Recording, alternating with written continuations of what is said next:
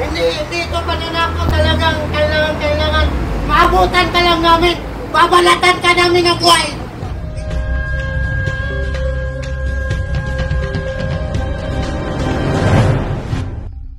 Pumunta sa Luneta Park kung gusto nyong mabuhay.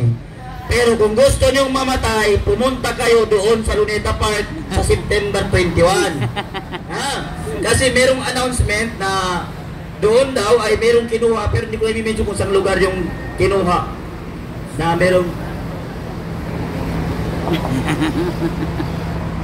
Tapos, meron silang inassign doon na binayaran. Tig 500 per person. Makita ko lang sa GC kasi nakasali ako sa mga ibang GC ng ano eh.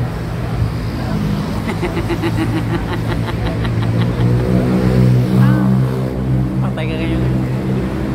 So yun nga, kung gusto nyo ng mas safe, dito tayo magtipon-tipon sa EDSA Monumento dito sa Camp Aguinaldo, Gate 4. Dito tayo magpunta-punta dahil dito po ay safe na safe po ang bawat mamamayang Pilipino.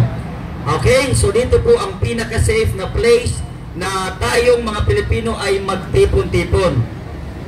Dito. Okay? Sa mga nagtatanong lang po, kasi marami, yung dalawa kayo na dito dumating, nagtanong din sila kung saan ba daw yung venue talaga. Kasi nalilito sila sa mga nagpo-post. So ito po, dito po tayo magtipon-tipon para po paniguradong ligtas ang bawat Pilipino sa gaganaping rally sa September 21 po.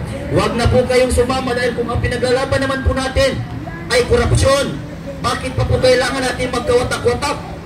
Di ba? Kung pinaglalaban mo ay korupsyon, pinaglalaban namin ay korupsyon, bakit kailangan pa natin mag-separate ng lugar at venue at oras at date kung pare-pares laban ang pinaglalaban natin? Ikaw ay Pilipino, ako ay Pilipino, tayo ay Pilipino, tayo ay isa. Labanan natin ang korupsyon ng sama-sama at para tayo ay magtagumpay. Ilang rally na ang iginawa natin mula nung pumutok itong korupsyon na ito.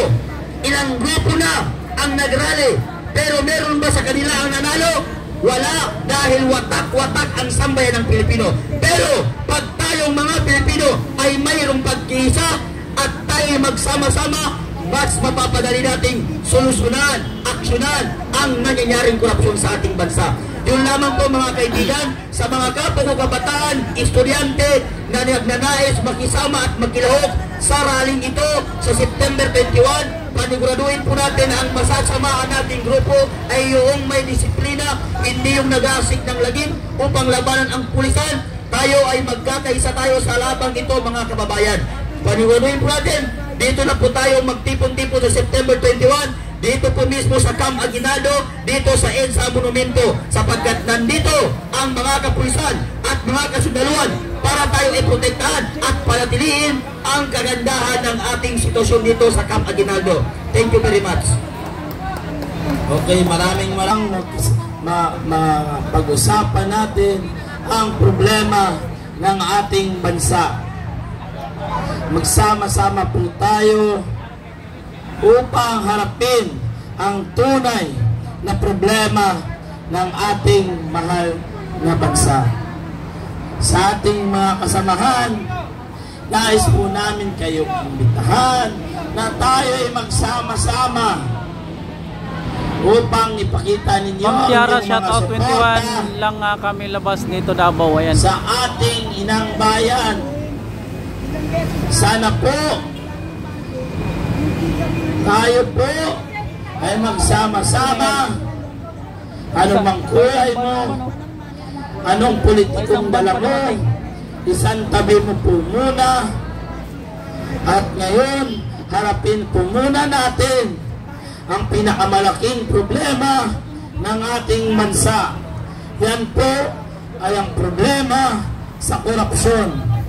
Korupsyon na patuloy na nagpapahirap Ay dumating pa guys, isang sa bus. ating inang bayan. Isang van ang dumating.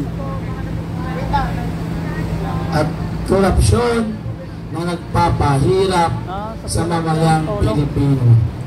Sana po ay mapakinggan ninyo ang aming panawagan na ang Ginoong Browner Sana naman. Hindi tayo mga wala solusyon dito, mag-withdraw. General Browner, mag-withdraw na sa Korte Congo, Pantos. Oh, kailangan talaga may dugo. Kailangan may sakripisyo. Hindi pwede walang sakripisyo dito.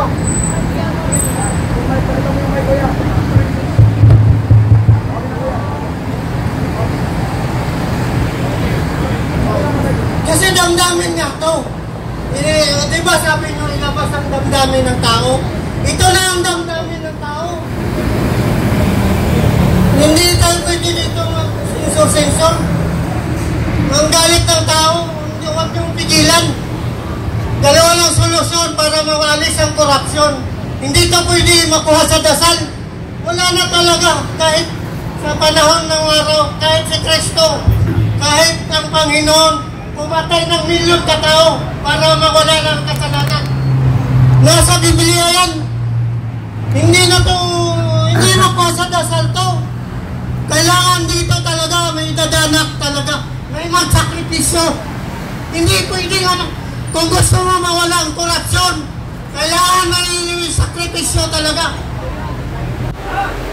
Hindi pwedeng dasal-dasal. Ano tayo, konten, karinig lang ng apoy. Ay, wag yung, hindi pwede, ang daming ng tao. Yung daming magaling na galing. Kaya ikaw, Bongbong Marcos, hindi ito pananako talagang kailangan. Maabutan ka lang namin. Babalatan ka namin ng buhay. Isa lang ang solusyon dito. Mag-withdraw ng sapat kung di ka mabalatan. Kung mag-withdraw ng sapat ng armed forces, hindi ka mabalatan. Pero kung hindi mag-withdraw, asahan mo na tayo mga Pilipino, hindi tayo patatalo sa Indonesia, hindi tayo patatalo sa Nepal, hindi tayo patatalo sa Bangladesh. Kung matatandaan nyo, tayo lang ang tumalo sa invader, tayo lang ang tumalo sa Espanya.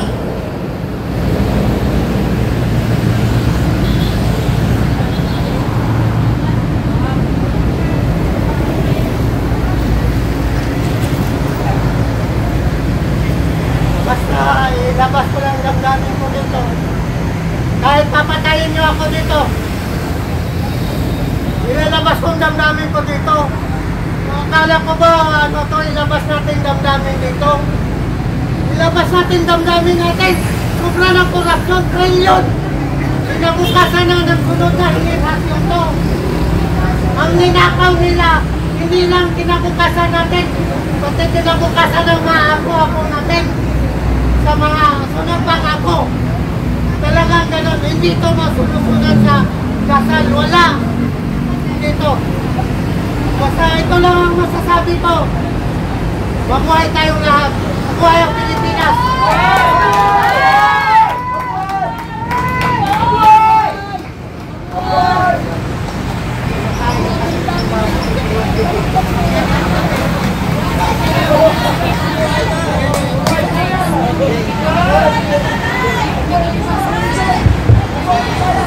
Okay. Alam nyo, mga kababayan, di natin masisi talaga no? Kahit na ako, putang ina, ayoko talaga magmura eh. Di ba? Narinig nyo ba? Nagmura ako. So, thank you po. Thank you. So, bagamat meron tayong karapatan sa ilalim ng konstitusyon na tayo ay malay magpahayag, tandaan natin ang lahat ng bagay may limitasyon. Kaya dapat po, pag nagsalita tayo, alam natin kung saan patutungo yung mga sinasabi natin. Tama lang na magmura tayo. Tama lang na maglabas tayo ng sama ng loob. Kamura-mura naman talaga eh. Pero, lagi po natin tatandaan, proteksyonan pa rin natin ang ating sarili. Sabi nga po sa boxing, defend yourself at all times. Okay po ba tayo? Sama-sama po ba tayo dito? Yes! Nagkakaisa pa tayo? Ulitin ko, lahat ay pwedeng magsalita, lahat ay pwedeng tumayo. dito sa harapan. Pero sa pasimula pa lamang ng ating programa, meron po tayong screening committee na sinabi ko, makipag-usap po doon. Bakit natin ginawa yon? Hindi upang pigilan ng ating damdamin ang ating gustong sabihin, kung hindi, mabigyan kayo ng legal na guidelines para hindi tayo mapahamak. Tama po ba? Tandaan ninyo, nasa kabila ng makapal na pader na to ang kasundaluhan. Baka mamaya biglang nagsilantaran yung takbuhan tayo. Tama? Tama? Tama! Wala tayo tatakbuhan, nandiyan yung pulis, oh. Cool lang tayo, cool. Ngayon, ang panawagan natin mamaya, lalabas po ang ating mga general, lalabas ang mga retired military personnel na mga kasama natin ngayong gabi. Sila po magbibigay ng pahayag, sila magbibigay din ng kanilang salubin. Kaya ipagpatuloy po natin at ipagdiwang ang ating patuloy na pagkakaisa simula nung Lunes, Martes, Miyerkules. Anong araw na ngayon? Huwebes, bukas. Papapabuti pa ba natin ito ng linggo? Papapabuti pa ba natin ng linggo? Muli mga kababayan, nandito tayo upang manawagan sa ating general. Lumabas na siya, tukbin ang kanyang tungkulin na protektahan, paglingkuran ang Estado at ang tao. Mabuhay ang Pilipinas!